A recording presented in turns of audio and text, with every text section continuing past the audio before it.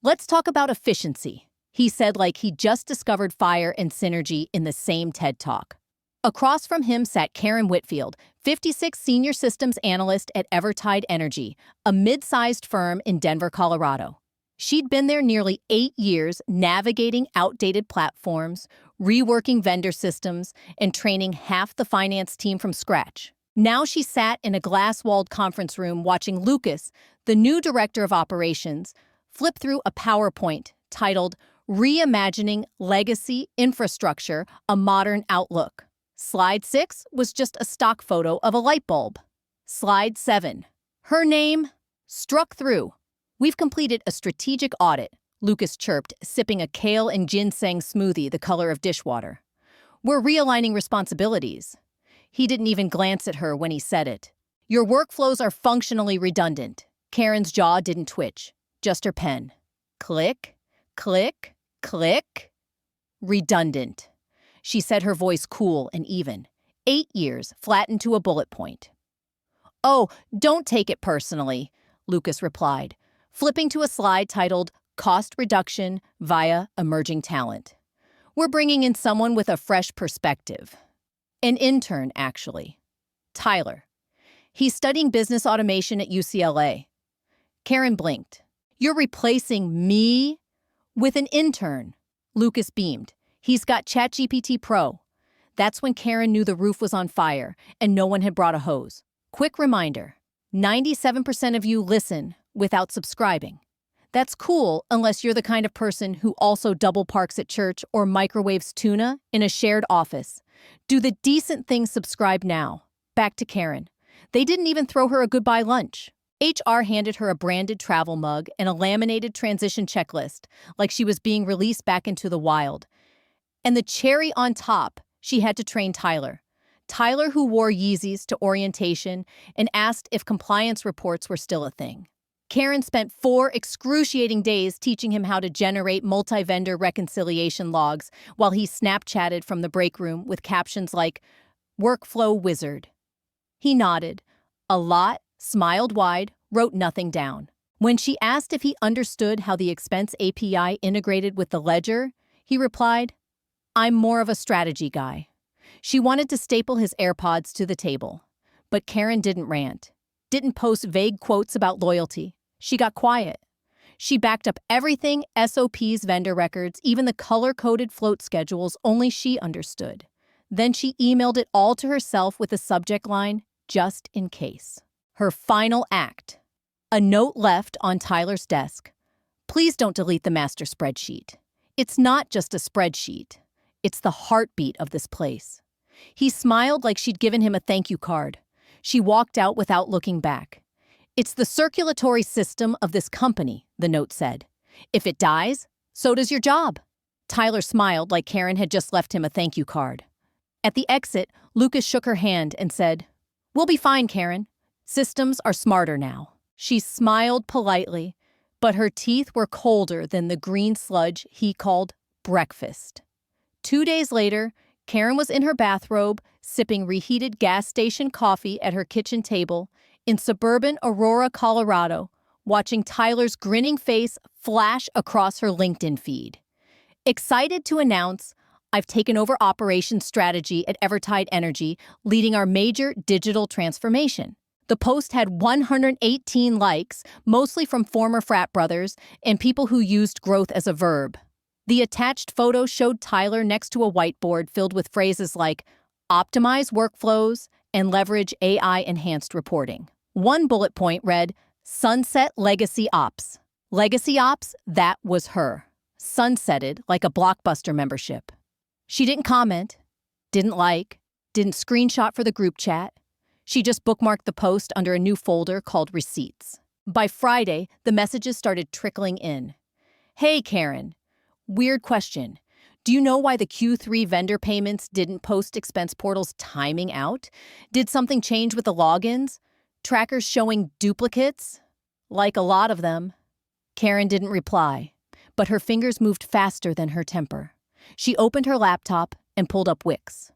Chose a sleek navy and cream template titled Modern Professional.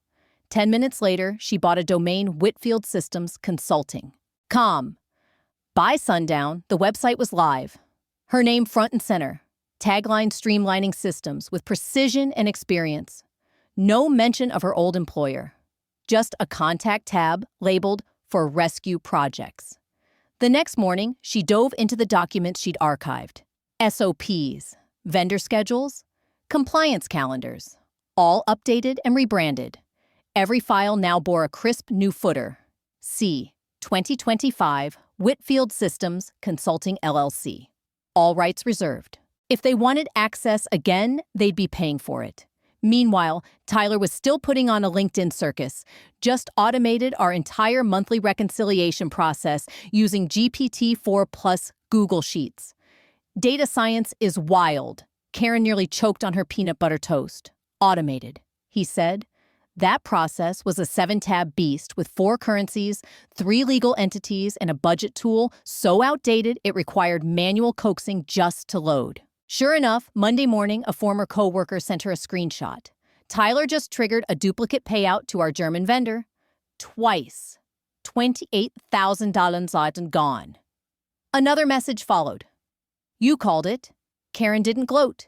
She just opened a fresh Google Doc and typed one word in bold opportunity. Tyler had just asked if compliance reports were due annually, or just when the mood hits. Karen nearly choked on her coffee. Still, she said nothing. No Twitter rants. No cryptic posts on LinkedIn. No, I told you so threads tagged with "Down leadership fail." She just kept building. She tightened her website copy, set up Calendly links, created a testimonial section still blank, but framed with the quiet confidence of someone who knew they'd fill it soon enough. Karen worked off a folding desk in her guest bedroom, surrounded by sticky notes, whiteboard sketches, and a pile of business cards she no longer needed. The betrayal didn't make her bitter, it made her sharper. And at night, she'd stare at an old Employee of the Month plaque she'd quietly framed like it owed her rent. She hadn't just worked at Evertide. She had held it together. She was the circulatory system, the liver, the lungs, the damn spine. Now the place was stumbling around like a drunk robot powered by a chatbot, and a guy who wore hoodies with phrases like "work hard-ish" to client meetings. Let it crash. The first real crack didn't sound like a siren. It was quiet, like drywall swelling behind fresh paint. Karen caught wind of it from a group text, buried between someone's baby photo and a meme about Trader Joe's parking lots. Elmau. Julia just spent 12 hours building a fail-safe tracker in Excel. Now it's triple counting all POs from Q3. We're screwed. Julia, mid-level manager with a messiah complex and an erotic attachment to highlighters, had tried to optimize the vendor flow after Tyler broke something critical. Apparently, in his quest for automation, Tyler had deleted a legacy macro he didn't understand. It had been the only thing keeping invoices from ricocheting around like pinballs. Now, vendors weren't getting paid. 3 had frozen shipments. 1 sent a letter that somehow sounded both furious and disappointed. Julia tried rebuilding the system manually with color-coded tabs that looked like a Skittles ad and formulas that duplicated more lines than a glitchy copier. Karen didn't panic. She didn't even blink. She just opened her new rate card. Under strategic optimization packages, she added 1 clean line emergency operational rescue. 325 HR, 3-hour minimum. No bold font, no dramatic red text. Just sat there quietly like a loaded weapon on a polished boardroom table. A week later, whispers turned to wails. Karen's phone buzzed.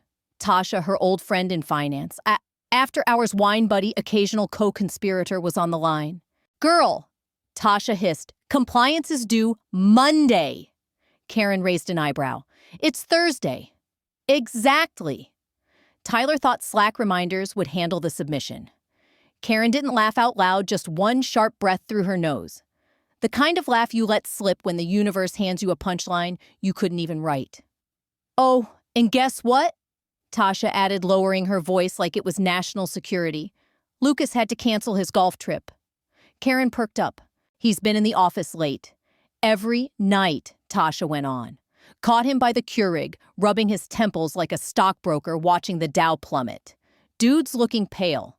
Karen turned off her camera, muted her mic, and whispered just one word to herself. Good. Not out of cruelty. Out of clarity. She didn't want the company to burn. But sometimes, fire is the only language people like Lucas understand. Boardroom toddlers don't respond to warnings, they respond to consequences. And this was the invoice for arrogance. Still, Karen didn't gloat, didn't forward the memes, didn't screenshot Julia's Excel meltdown, even though someone in procurement had apparently called it Spreadsheet Chernobyl. Instead, she updated her Google Drive folder titled Client Onboarding Kit. She added a new doc case study template. Ops failure recovery initial conditions, inexperienced personnel, over-reliance on AI poor system understanding high risk of cascading failure. Resolution timeline left blank for now. That same evening, a new email landed in her inbox. The subject line read, Consulting Inquiry. Urgent. No name, no signature, just a burner Gmail account. Corporate panic in a trench coat. Would you be open to a brief consulting call? Just 50 minutes. We'd value your perspective. Karen stared at it, chewing the inside of her cheek. If you want to see what happens next and believe stories like this deserve to be heard, hit subscribe and join us for the next chapter. Trust me, you won't want to miss what comes next. No dear Karen, no acknowledgement, no apology. She deleted it. Not out of pettiness, but because it reeked of cowardice. They wanted her to save them without admitting they'd thrown her overboard first. Let them sweat. 3 hours later, a new message. This one came from an actual human, Jessica McMullen, executive assistant to Lucas. Subject, time-sensitive director, request hi Karen. I hope you're well. Lucas asked me to reach out to see if you might be available for a short call this week regarding some urgent systems continuity concerns. We'd appreciate your insight. Please let us know your availability. Thank you kindly. Still no apology, still no responsibility. Just systems continuity concerns. Translation. Tyler broke something. Julia made it worse and the building's on fire, but no one wants to admit who lit the match. Karen didn't respond immediately. She opened her rate sheet and made one last update. Initial emergency consult. $675 flat. 50 minutes prepaid. No refunds, no deliverables. Questions answered only. Follow-ups billed separately. She replied, Hi, Jessica. Thank you for reaching out. I'm available Thursday or Friday. My rate and terms are attached. Prepayment required to confirm booking. Then she closed her laptop and poured a glass of wine. Best Karen Whitfield, Principal Consultant. Whitfield Systems Consulting. No emojis. No exclamation point. No, let me know if that works. Just terms sharp clean like a surgeon charging per stitch. It took 12 minutes. 12 minutes until the calendar invite hit her inbox. Subject ops call. Priority. Internal use only. 12 minutes until Stripe confirmed the payment. $675. Paid in full. 12 minutes until Jessica replied, Confirmed. Looking forward to speaking with you Friday at 10:00 a.m. Karen allowed herself a small smile and shut her laptop. She didn't feel smug. Didn't feel vindicated. She felt still like the calm center of a storm she hadn't caused, but had studied in detail.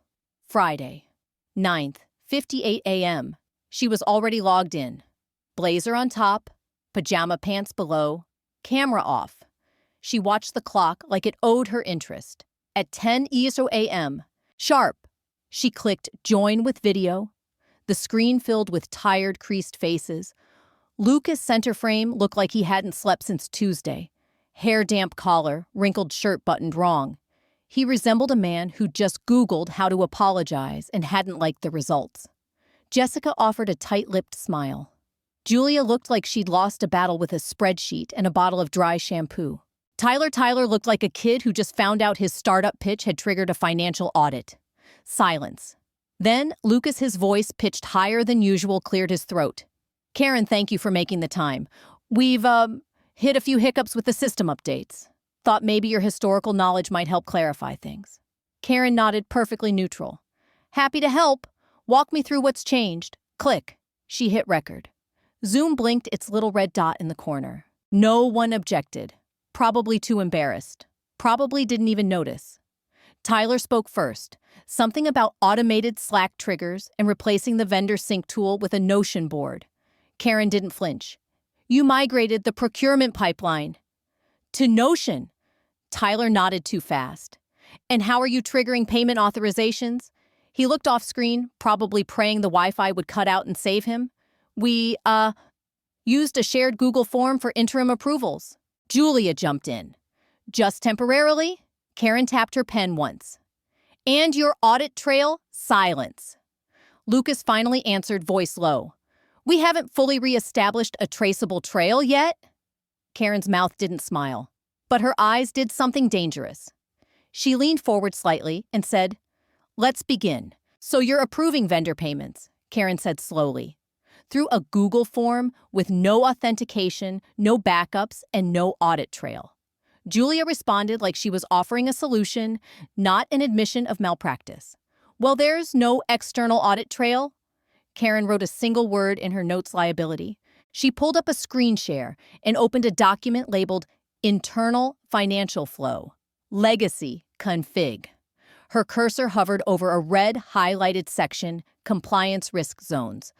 This process violates 3 internal controls. She said calm as a surgeon, mid-slice. All clearly outlined in your 2022 policy update. She glanced at their blank faces. You're triggering multi-party payments using unsecured inputs with no system of record and no verification process. Karen leaned back slightly. That's not just sloppy. It's illegal in some jurisdictions, especially the EU.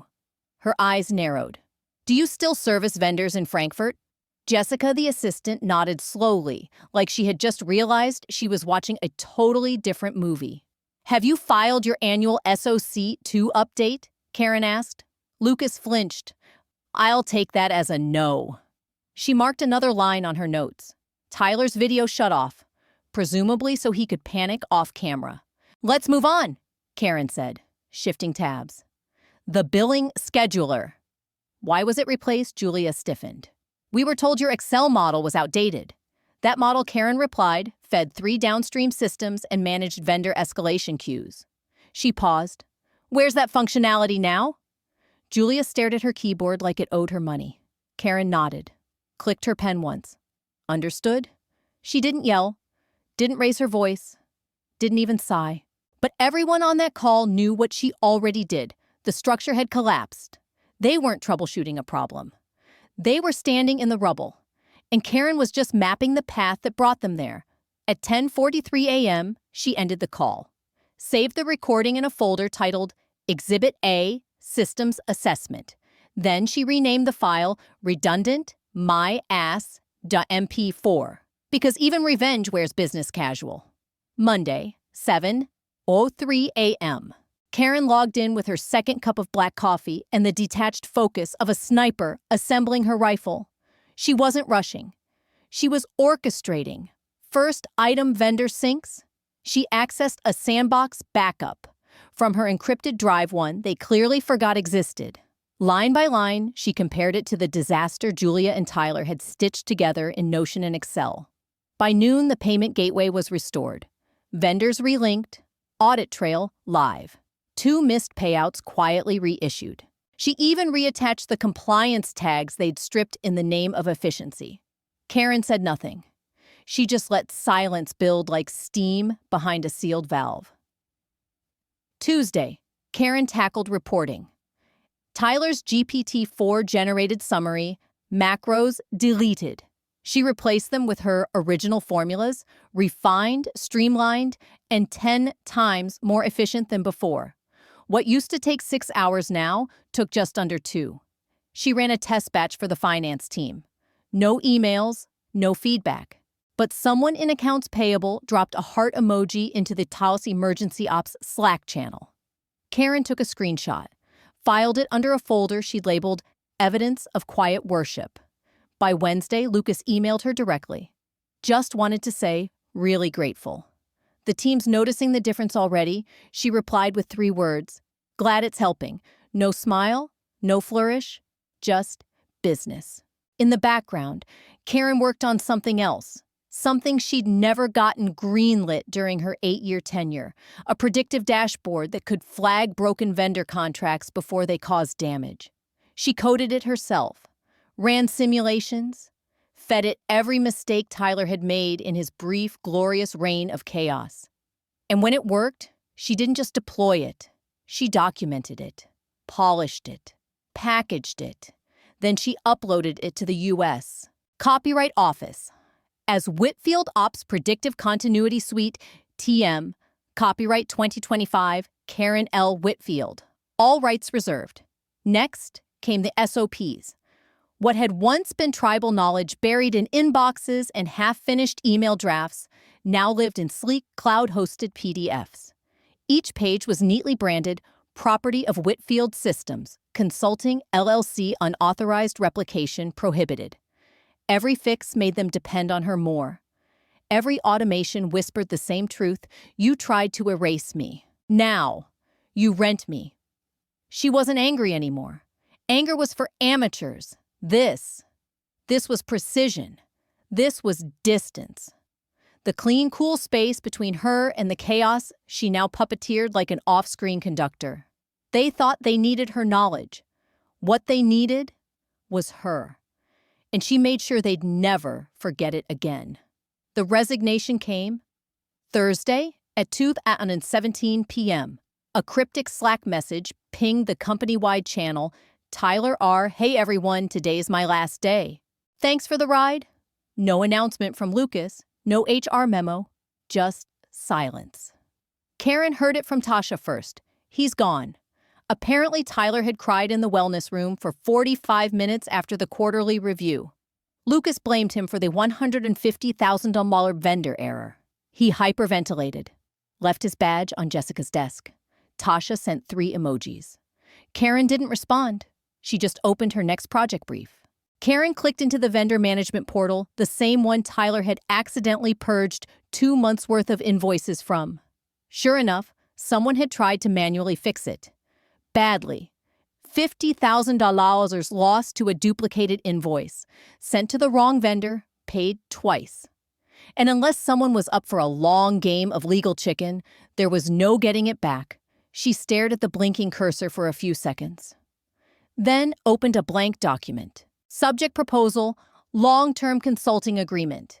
To Lucas Marin, Director of Operations, from Karen Whitfield, Principal Consultant.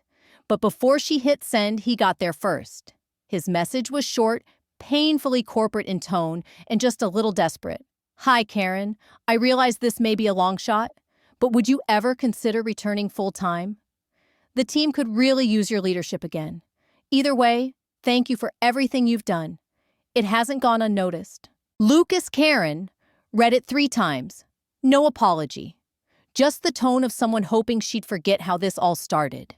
She opened her downloads folder and pulled up a document she'd written back in week 1 just in case. Whitfield Ops, long-term consulting terms, PDF. She scrolled to the bottom and added one final clause: bold and unapologetic client grants Whitfield Systems. Consulting LLC non-exclusive rights to anonymized case study publication based on services rendered. Below that, she confirmed the rate and terms: 258-hour, 20-hour monthly minimum, 6-month term, renewable only by mutual agreement. Location, fully remote. All communication must be scheduled in advance.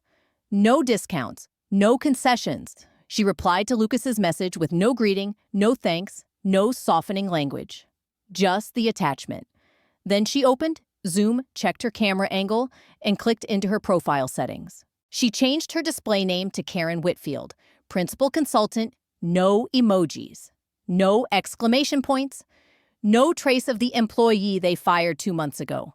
When the next emergency check-in began, no one commented on her new title, but everyone noticed it, especially Lucas. He flinched when her video came on, lips parting like he wanted to make a joke or offer an apology. But nothing came out. Karen didn't smile. She just said, "Let's begin." And for the first time in his career, Lucas said nothing. Karen didn't want to do grunt work anymore. She wanted leverage. She wanted scale. She wanted someone else to fix pivot tables while she took high-level client calls, calm voice premium invoice. So she posted a job listing on her website, not on LinkedIn, not on Upwork. Just one quiet line on her homepage, seeking junior ops specialist. Must speak fluent spreadsheet. No hustle speak, no ego. Just one line quietly added under a new section on her website titled Careers Seeking Junior Ops Specialist. Must speak fluent spreadsheet. No corporate fluff, no ego, no hustle talk. Bonus points for sarcasm and the ability to breathe through stress. Karen found Claire within 48 hours. A sharp 28-year-old former virtual assistant with laser focus and eye for system gaps, and a healthy distrust of anything labeled culture fit. During the interview, Claire said, "I don't trust anyone who calls their calendar a battlefield." Karen hired her before her coffee even cooled. Week 1. Claire was rebuilding broken vendor folders. Week 2, she was untangling Julia's janky compliance logs with surgical precision. Karen gave her space guidance and exactly one warning: if you ever make a spreadsheet that needs its own legend, I walk. By the end of month 2, Karen's mornings were calm. She reviewed dashboards with one hand and held her coffee with the other, like a retired mob boss watching the money flow through a bakery front. Then the messages started. "Hey, just wanted to say, you were right. Amy Finance. We seriously miss your version of order. Curtis Procurement. Can I refer my cousin's company to you? They're in ops hell and don't know it yet." Kevin, who never spoke in all-hands meetings unless snacks were involved. Karen didn't reply to most. She just archived them with a quiet nod. It wasn't triumph. Not exactly. It was a reckoning. Watching seeds she didn't even know she'd planted bloom in unfamiliar soil. And then came the twist. One of Claire's onboarding tasks was responding to incoming client inquiries through the site's contact form. Thursday morning, Claire sent her a Slack message. "Got a weird one. A logistics firm that services your old employer's supply chain just reached out. Wants a consult on automation strategy." Recognized the name. Karen opened the email. She recognized it instantly. That vendor had been part of the original rollout plan, the one Tyler blew up with his Notion and Google Form Frankenstein project. He'd flagged them as non-priority. They'd been ignored. Now they were circling back. Not to the company that dropped the ball, to the woman who had quietly picked it up. Karen forwarded the email to her personal inbox, opened a new doc titled Proposal, Vendor Optimization Phase. Right under background, she typed, "Client previously underserved due to internal mismanagement by third-party stakeholders. Project now steered under the guidance of Whitfield Systems, consulting for precision execution." She didn't brag, didn't send it to old colleagues, but she allowed herself one moment. She opened her browser, typed in her former employer's homepage, and watched the buzzwords scroll: synergy, innovation, future-proof. Meanwhile, the backend still ran on duct tape she'd left behind. She closed the tab and opened 5 more. Each one a new inquiry Claire had flagged that week. The business was growing. What once felt personal had quietly become just another client. The final invoice went out at 9:02 a.m. on a Monday. Clean, surgical, no fluff. Just rows of billable hours, each one a quiet record of chaos conquered. Total $111, 250s. Zero, Memo final phase system. Recovery process. Stabilization. Junior onboarding vendor acquisition consulting. Karen attached the invoice to an email. Subject line, final invoice plus summary deck. The deck itself, a 12-slide PowerPoint. Minimalist, elegant. Dark blue headers. Sleek transitions. Just enough polish to show professionalism, but not enough to suggest she cared more than necessary. Slide 1, overview. Slide 2, timeline of recovery. Slide 3, system, vulnerability, breakdown. Slide 4, restoration. Protocols, slides 5 to 10. Detailed metrics, before, after benchmarks. Screenshots of error logs turned into clean, trackable reports. Payouts processed. Compliance clocks, ticking like a Swiss watch. Slide 11, recommendations moving forward. Claire helped write it. Stop hiring children to do adult work. Stop confusing software with competence. Stop deleting the people who built the systems you now depend on. Then came slide 12. Just one image, a screenshot of an email from 2 months earlier. Subject, strategic role changes. Immediate body. We've determined that Karen's role is non-essential in the evolving operational structure. Lucas Marin, Director of Operations beneath it. Centered in white font on a black background, Karen had added one word, non-essential. Nothing else. When the Zoom debrief started, she shared her screen. Walked the team through every slide, calm, steady, precise. No dramatics, no lingering pauses, just the cold breeze of reality sweeping through the virtual boardroom. When slide 12 hit, there was a pause. A click of recognition. Julia coughed. Tasha smirked into her coffee. Tyler was long gone, but his legacy still smelled faintly like burnt popcorn. Lucas. He said nothing. Not during the slide, not after. Just nodded tight and brittle. Karen didn't wait for applause. She ended the screen share, thanked them for their time, and logged out before anyone could pretend closure was mutual. 10 minutes later, Stripe pinged. Invoice paid. Claire texted A. Karen poured herself a bourbon and walked to the printer. She printed slide 12, high-gloss, thick stock. Framed it in gold, vintage. From the little antique shop on Maple Street, she hung it over her desk where she could see it during every client call, every pitch, every reminder they tried to erase her. Now they couldn't write a process without her. The engraving read, redundant. There's a difference between being loud and being unignorable. I didn't claw my way back just to settle the score. I did it to remind myself and maybe remind you that quiet strength doesn't mean weakness. I didn't scream, didn't rant, didn't try to win anyone's sympathy. I rebuilt what they broke with the same hands they once called redundant. If you've ever been dismissed, overlooked, or undervalued for being the backbone instead of the billboard, then you know how much it takes to stay steady. So if this story resonated with you, leave a comment below. Tell me what you've survived. Tell me where you found your own version of leverage. Because I didn't get here alone, and you don't have to either. If you believe people like us deserve to be seen, supported, and never erased again, hit that like button and share this with someone who's been told they're too experienced, too expensive, or just too much. And here's what I've learned. You don't need to be loud to be unforgettable. You don't need revenge to feel whole. You need clarity, boundaries, and a plan no one sees coming until it's already done. Never let someone who couldn't build what you did be the one to decide your worth. Keep your receipts. Protect your peace. Build something of your own and let the silence do the talking.